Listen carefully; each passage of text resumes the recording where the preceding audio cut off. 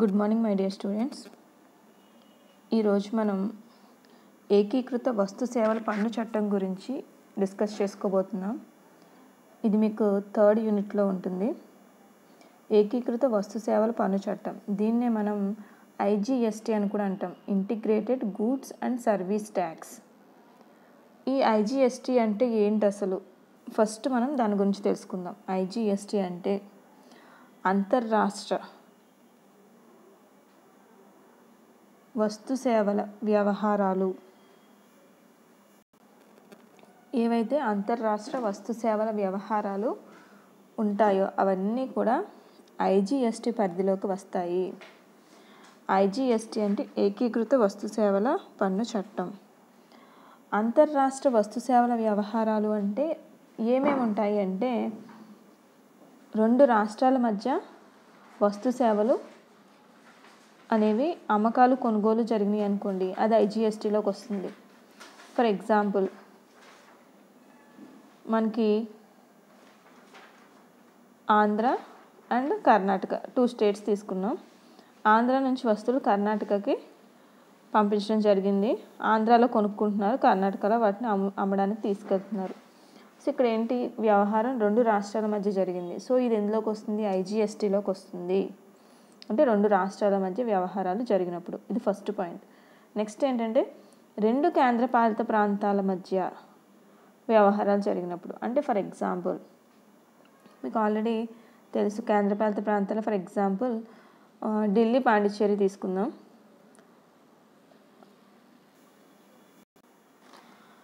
అలాగే డామన్ అండ్ డయ్యు, లక్షద్వీప్, ఇలాంటి రెండు ఏమైనా కేంద్రపాలిత ప్రాంతాల మధ్య వస్తు సేవలు కొనుగోలు అమ్మకాలు జరిగితే అది కూడా ఏకీకృత వస్తు సేవల పన్ను చట్టంలోకి వస్తుంది. అలాగే రెండు రాష్ట్రాల మధ్య, రెండు కేంద్రపాలిత ప్రాంతాల మధ్య.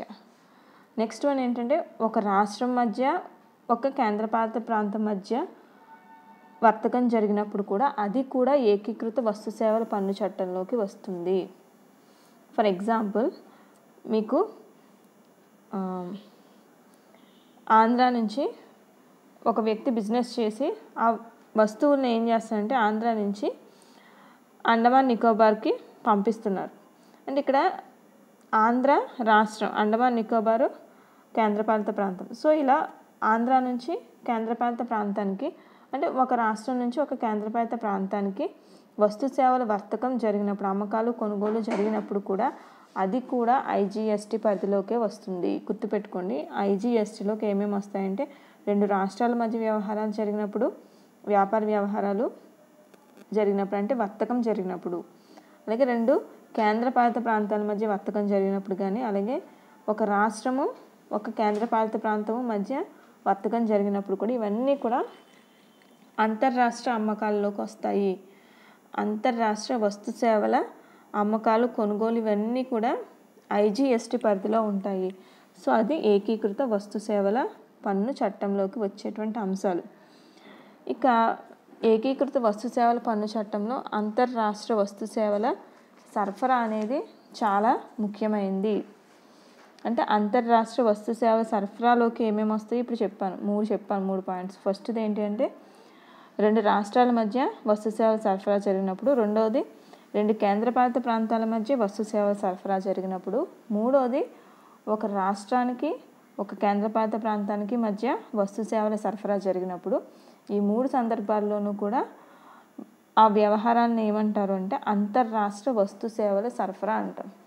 సో ఈ అంతర్రాష్ట్ర వస్తు సేవల సరఫరా ఎక్కడైతే జరుగుతుందో అవన్నీ కూడా ఏ చట్టం పరిధిలోకి వస్తాయి అంటే ఏకీకృత వస్తు సేవల పన్ను చట్టం పరిధిలోకి వస్తాయి, IGST చట్టం పరిధిలోకి వస్తాయి.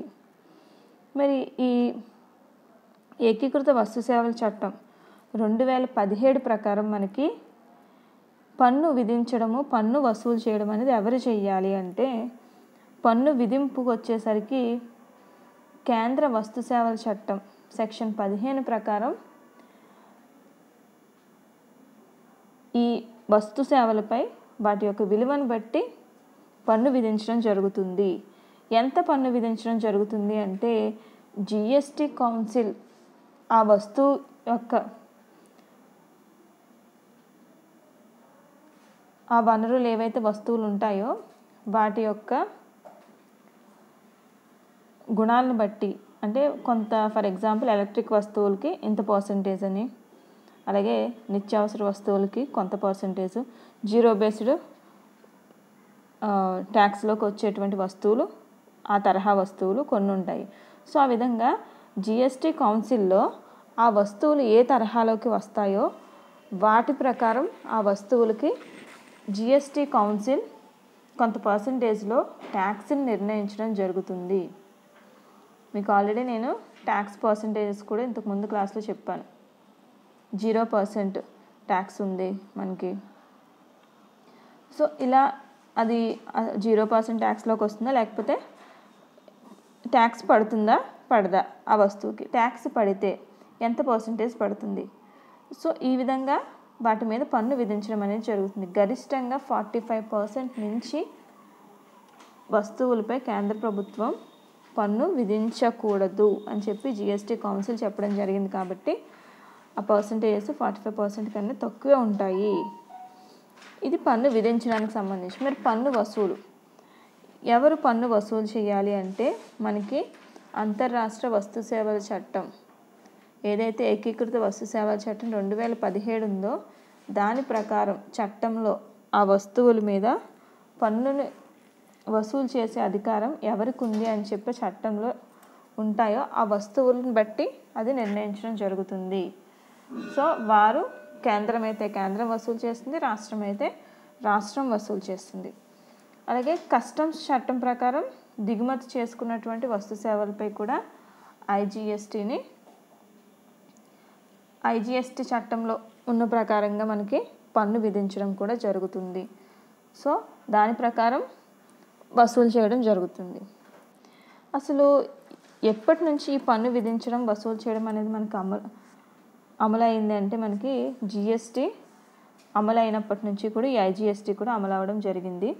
అయితే ఈ జిఎస్టీ కౌన్సిల్ సిఫార్సుల ప్రకారం ఏంటంటే కొన్ని వస్తువులపై ఐజిఎస్టీ అనేది వసూలు చేయకూడదు, మిగిలిన అన్ని వస్తువుల మీద వసూలు చేసుకోవచ్చు. ఏంటి ఆ వస్తువులు అంటే ముడి పెట్రోలియం, సహజ వాయువు, high speed diesel, motor spirit, వాయు టర్బైన్ ఇంధనం, వీటిపై మాత్రం ఐజిఎస్టీని వసూలు చేయకూడదు. మిగిలిన అన్ని వస్తువుల మీద ఐజిఎస్టీని వసూలు చేసుకోవచ్చు. ఇది పన్ను వసూలుకు సంబంధించి. మరి రివర్స్ ఛార్జ్ అంటే ఏంటి? ఇవన్నీ కూడా మనకి ఏకీకృత వస్తు సేవల పన్ను చట్టంలో ఉన్నటువంటి అంశాలు. రివర్స్ ఛార్జ్ గురించి తెలుసుకోవాలి. రివర్స్ ఛార్జ్ అంటే ఏంటి అంటే ఇప్పుడు వస్తు సేవలు పొందినటువంటి వ్యక్తులు రివర్స్ ఛార్జ్ రూపంలో జిఎస్టీ కౌన్సిల్ సిఫార్సుల ప్రకారం కేంద్రం నోటిఫై చేసినటువంటి వస్తు సేవలపై పన్ను వసూలు చేసుకునే అధికారం కేంద్ర ప్రభుత్వానికి ఉంటుంది. సో ఇక్కడ ఎందుకు ఈ రివర్స్ ఛార్జ్ వేస్తారు అంటే జిఎస్టీలో నమోదు కానటువంటి వ్యక్తుల నుంచి, అలాగే నమోదైన వ్యక్తులు చేసేటువంటి వస్తువులు లేదా సేవలపై, అంటే ఇక్కడ జిఎస్టీలో నమోదు కాని వ్యక్తుల నుంచి ఈ పన్ను చెల్లించకుండా నమోదైనటువంటి వ్యక్తులు చేసేటువంటి వస్తువులు లేదా సేవలు విలువపై రివర్స్ ఛార్జీ కింద ఈ పన్నును వసూలు చేయడం జరుగుతుంది. అంటే ఇక్కడ ఎప్పుడైతే జిఎస్టీలో నమోదు కాని వ్యక్తుల ద్వారా మనం జిఎస్టీ నుంచి ఎస్కేప్ అయ్యే సందర్భాలు ఉన్నప్పుడు ఈ రివర్స్ ఛార్జ్ ద్వారా వాళ్ళ నుంచి పన్నుని వసూలు చేసుకునే అవకాశం ఉంటుంది. సో రివర్స్ ఛార్జీ ఎందుకంటే వస్తు సేవలు పొందినటువంటి వ్యక్తుల నుంచి రివర్స్ ఛార్జీ రూపంలో జిఎస్టీ కౌన్సిల్ సిఫార్సుల ప్రకారం కేంద్రం నోటిఫై చేసినటువంటి వస్తు సేవలపై పన్నును వసూలు చేస్తారు. ఏ వస్తు సేవలపై ఈ రివర్స్ ఛార్జీని వసూలు చేయమని కేంద్రం చెప్తుందో వాటిపై మాత్రమే ఈ రివర్స్ ఛార్జీని వసూలు చేస్తారు.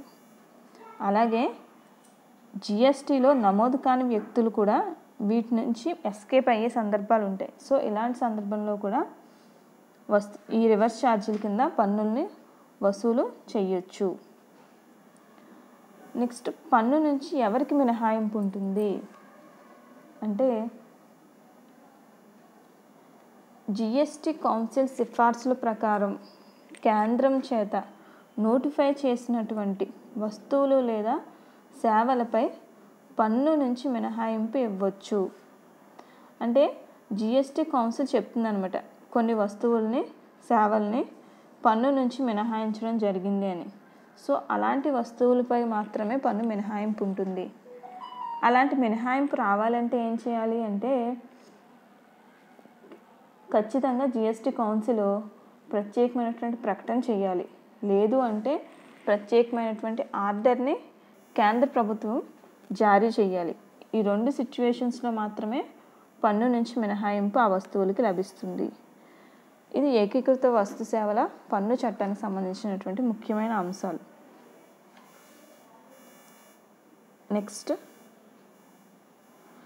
ఏకీకృత వస్తు సేవల పన్ను విధానం వల్ల కలిగే ప్రయోజనాలు ఏంటి?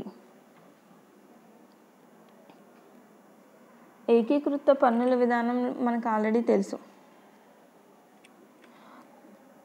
ఒక వస్తువు ఒక ప్రాంతంలో ఒక రాష్ట్రంలో తయారయ్యి వేరే రాష్ట్రంలో సరఫరా చేస్తున్నాము అంటే అది ఖచ్చితంగా ఐజిఎస్టీలోకి వస్తుంది.